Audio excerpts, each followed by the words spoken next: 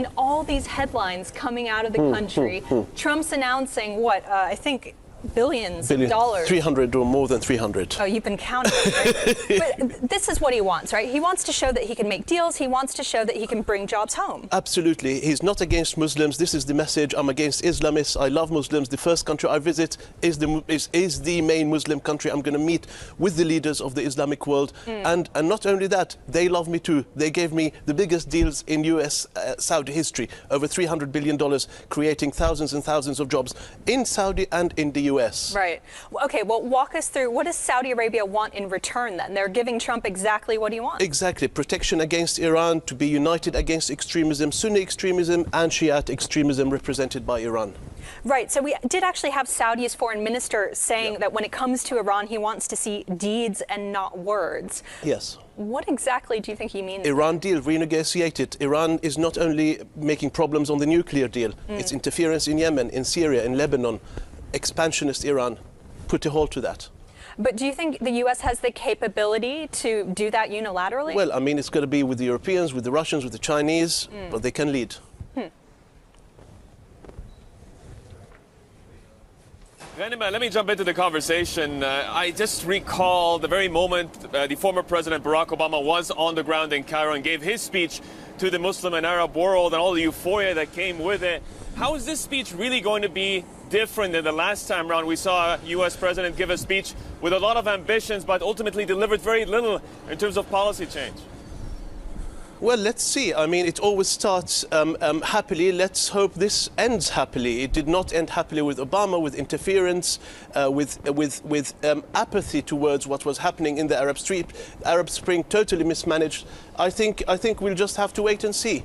So far, it looks good, but we're very, very early days.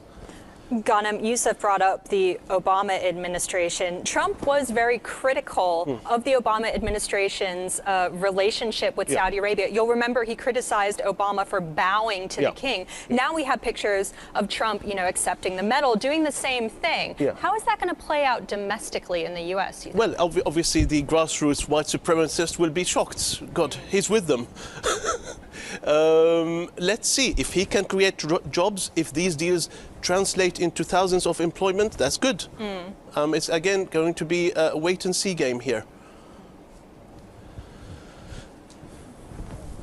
Ghanem, I want to swing across to what's happening here on the ground in Tehran, because ultimately that's part of the wider conversation, is this rivalry between the Kingdom of Saudi Arabia and Iran, and this concept of a zero-sum game. So the closer the United States becomes to Saudi Arabia, the more of an impact that's going to have for the future of Iran. What do you expect going forward from here, from that rivalry, and what it means for Iran as well?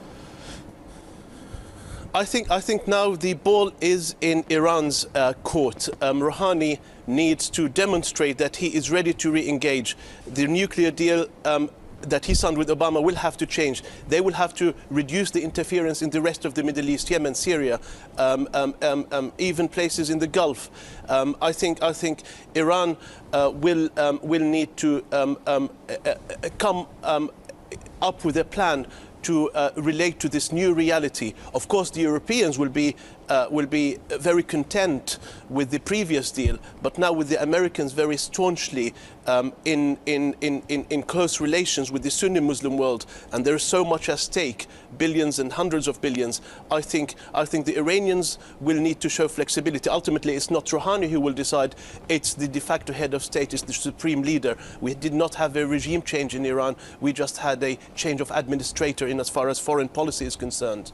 Ghanem, if we assume that the U.S. is growing more close with Saudi Arabia, and you mentioned the Europeans there, does that mean that Rouhani could look more to Europe for economic partners, for instance? Absolutely, absolutely, that is the case. The Germans, the Greeks, the all of Europe, Italy, Britain, France, they all want deals with Iran. Is that going to be easy? Let's see. I mean, he definitely would try to reach out to the Europeans to compensate, perhaps. But again, we're still very early days, and let's see how all the factors and the players play in. All right, Ghanem, you stay with us. We are going to be talking more about Iran next. This is Bloomberg Markets Middle East.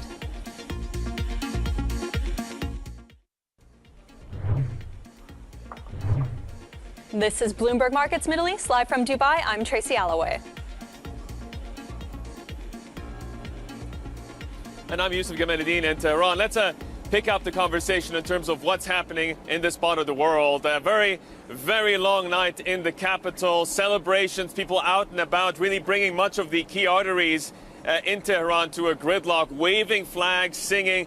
Hassan Rouhani, the incumbent, able to extend his mandate then for another term. An amazing and incredible amount of people coming out in terms of the figures. 41 out of 56 million eligible Iranian voters, that's 70%, and out of them 57% then voting for Hassan Rouhani.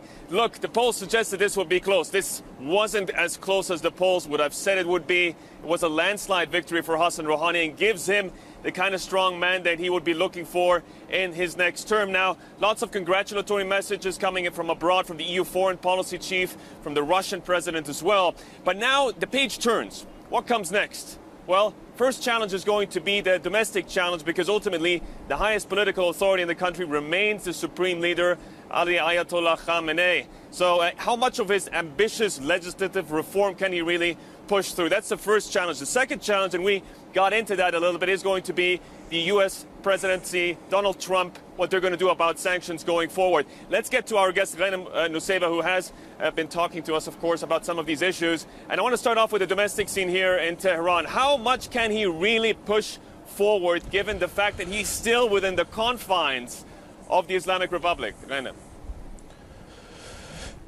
You're absolutely right, Yusuf. I don't think he can do much. He can do very little within bounds that are set by the Islamic Republic, by the establishment. So yes, maybe he can do a little bit improving the economy, the way things are produced to the outside world, but ultimately very little. In fact, the hardliners who are still part of the regime might get even more excited and go up against the reformists, particularly the grassroots, more than they did in the past. So we'll have to wait and see. But it's not a regime change again.